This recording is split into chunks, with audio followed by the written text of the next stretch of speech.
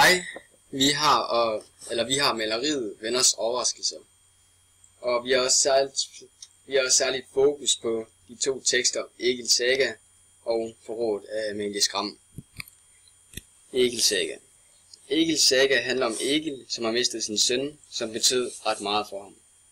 På grund af sorgen lukker Egil sig inde i sit sengekammer, og den eneste person, som han vil lukke ind, er datteren, som så får ham til at digte om en sorg. I digtet beskriver han, at han vil gøre modstand mod det her, som tog hans perfekte søn fra ham, men det er dog ikke muligt, da det var naturen, som rent faktisk tog hans søn fra ham. Mere specifikt, så var det havet. Han fremhæver, at han har mistet noget meget vigtigt, nemlig en slægt, som var meget betydningsfuld på dette tidspunkt. De typiske træk i forhold til sagaer af slægten er, at slægten er vigtigere end individet. Noget andet, hvor man kan se, at dette er en saga, er, at Egil gerne vil søge æren, men dog kan han ikke søge den, da det var naturen eller havet, som igen tog sønnen fra ham.